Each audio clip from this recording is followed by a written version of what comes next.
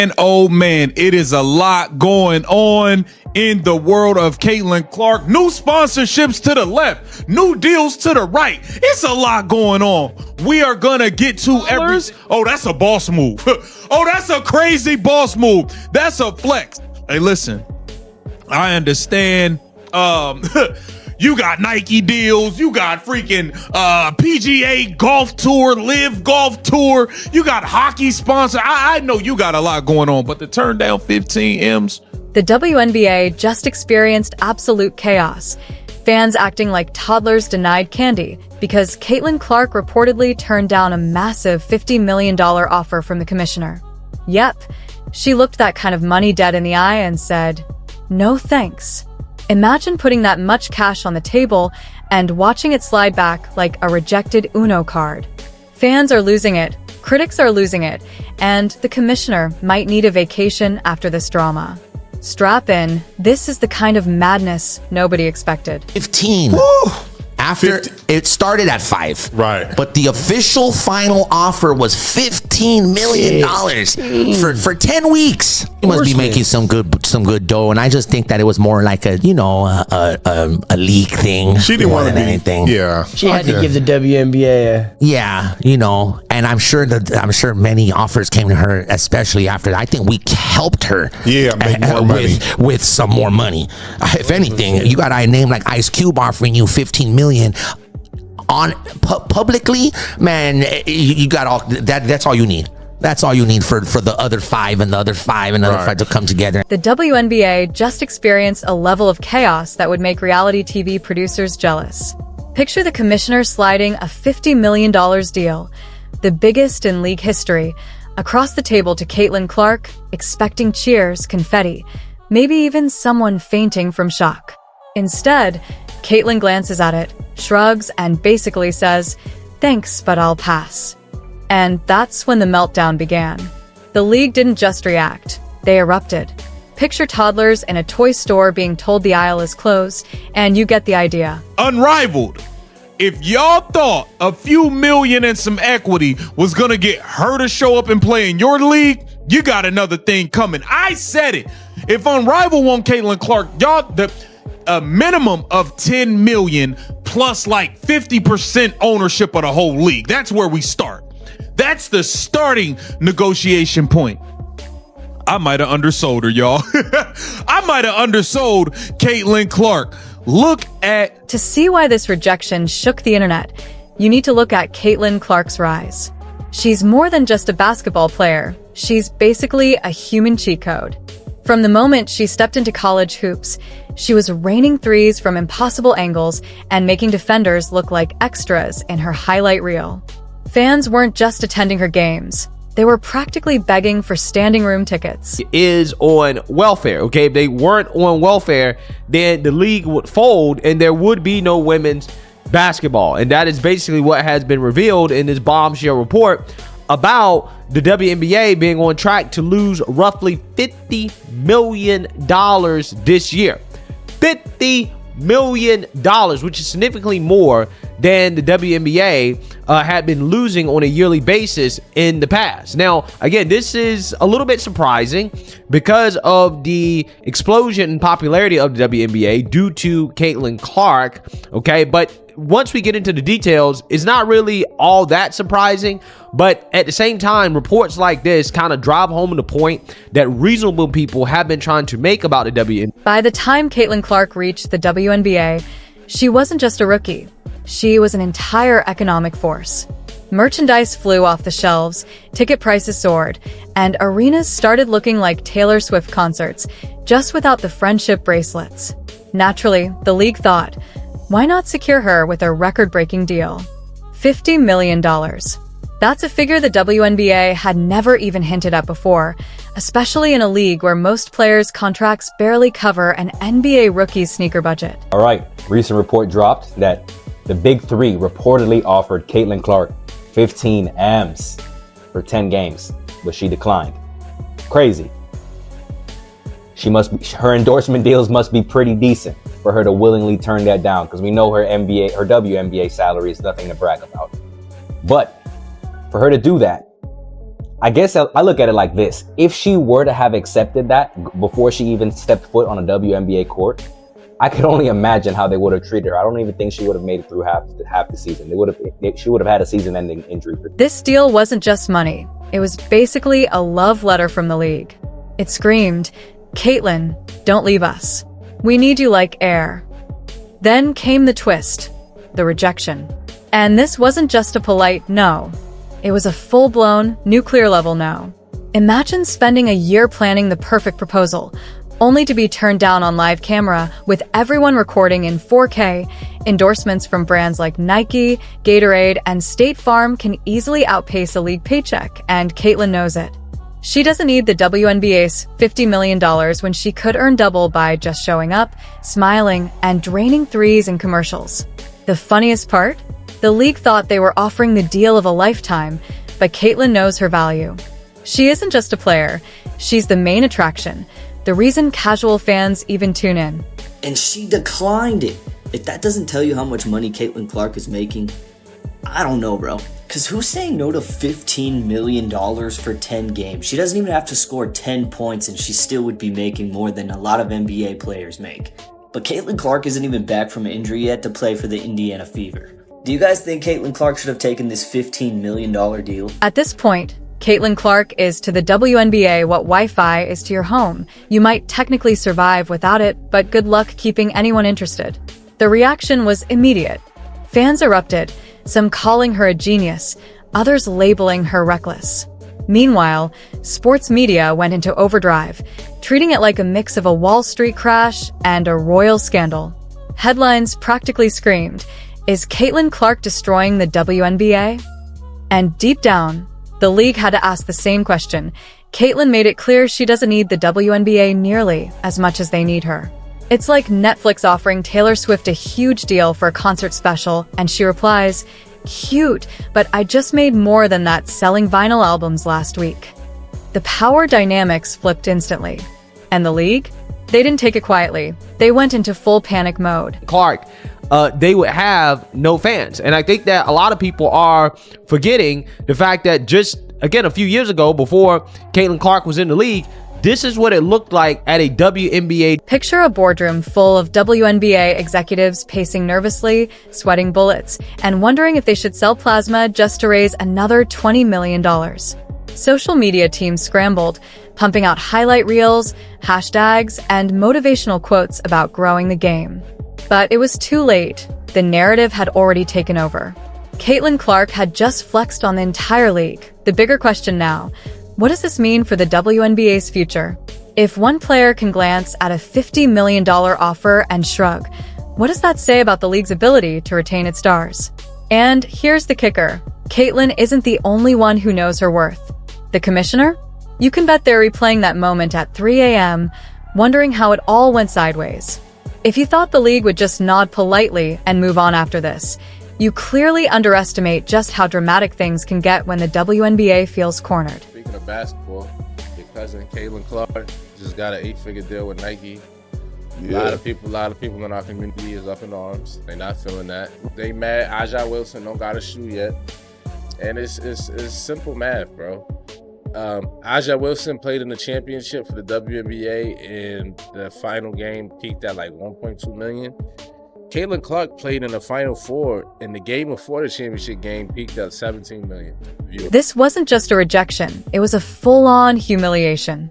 Imagine throwing the world's biggest surprise party, booking Beyoncé, renting a stadium, and then the guest of honor doesn't even show. That's exactly how the commissioner felt. Only worse, because the whole world was watching. The league's first reaction was pure denial. Insider reports claimed Caitlin didn't actually say no, that it was complicated or still under discussion.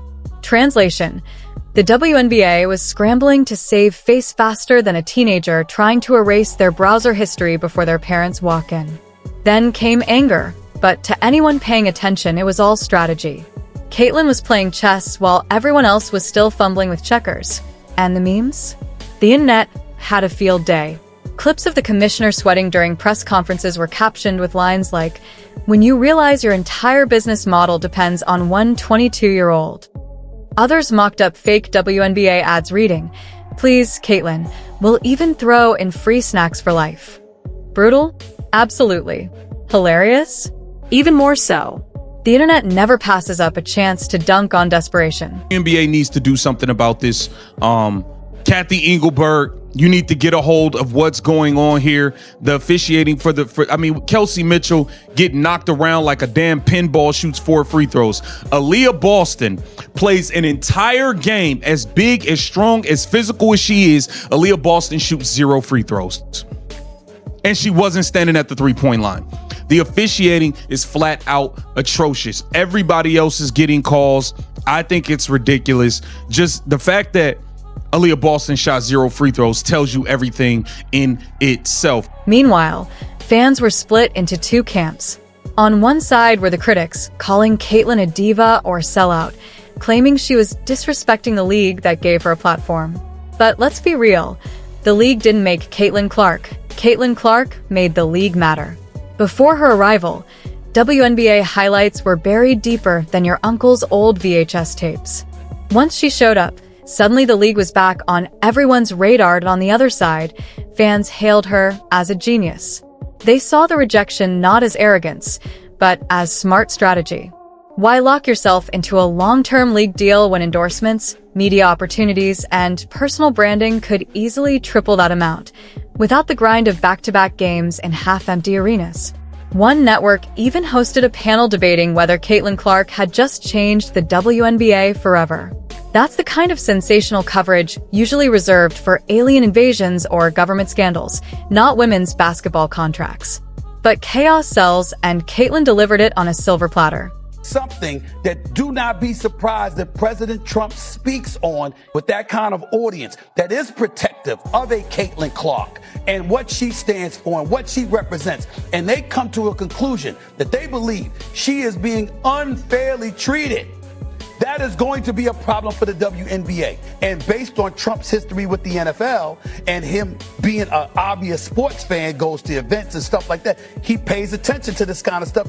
I'm just warning them. Watch it, because if he gets involved and that base gets involved, because somehow, some way they embrace victimhood on a part of... What message did this send to networks that only agreed to broadcast games because Caitlin was on the court? What about other players who now realize they might hold more power than the league wanted them to think? And don't underestimate how much this shook the commissioner personally. This wasn't just about money. It was about control. The offer was meant to tie Caitlin to the league, keeping her spotlight and influence firmly under their umbrella. By rejecting it, she made it clear she couldn't be controlled. For a commissioner used to players gratefully accepting what was offered, this was an ego-crushing reality check. And Caitlin didn't even need to justify her decision. When she arrived and exceeded every expectation, the league didn't lock her in. They watched as she flipped the script. It's like finding water in the desert, only for the water to look at you and say, "Actually, I'm not going to be bottled right now." The ripple effect in the locker room was immediate. Other players started asking themselves why they were settling for scraps, grinding for small contracts, when the real opportunities might lie elsewhere. Caitlin's rejection quickly became a textbook example of empowerment. The NBA did it because the sisters was upset that Caitlin was getting so much attention, and they had to, the league had to hold Caitlin back or allow Caitlin to be held back with the refs, allowing the physical play against her by the players, the media diminishing her impact at every turn, and her play, and the league never coming to her defense to try to thwart off some of her. And this wasn't empowerment the WNBA's marketing team puts on posters. It was real empowerment, the kind that keeps executives up at night. By now, the league's meltdown was in full swing. They scrambled for new strategies, new talking points, anything to regain control of the narrative. But the damage was done. Caitlin Clark had made it clear. The balance of power wasn't in the commissioner's office, the boardroom, or even broadcast deals. It rested with her. And she had no problem walking away from $50 million to prove it. Here's what really stings for the league. Caitlin didn't reject the $50 million because she was insulted, secretly hates basketball, or woke up thinking she wanted to audition for Dancing with the Stars. Endorsements were already rolling in. Nike practically rolled out the red carpet. Gatorade has her face on countless bottles, and State Farm likely has her on speed dial for commercials. Combine that with social media clout, millions of highlight views, and fans ready to buy whatever sneaker she laces up, and it's easy to see why she didn't flinch when the commissioner dropped that $50 million briefcase on the table.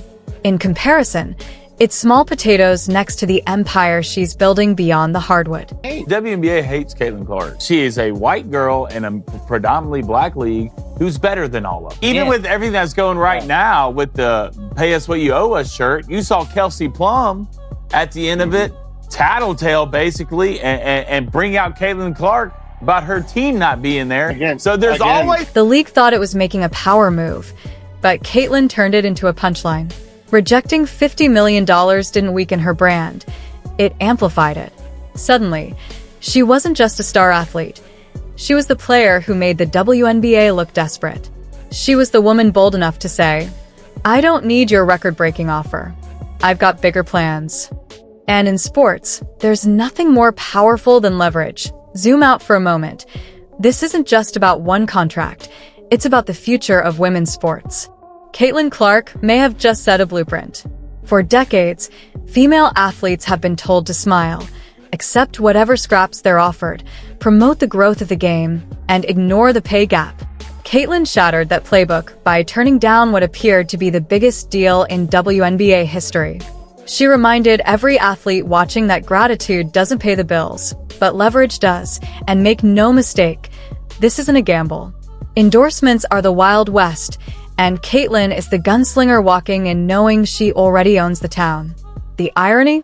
The WNBA thought they were securing their future with this deal. In reality, they revealed just how fragile that future is. If one player can flip the league on its head with a single rejection, what happens when other stars start testing their worth? 2.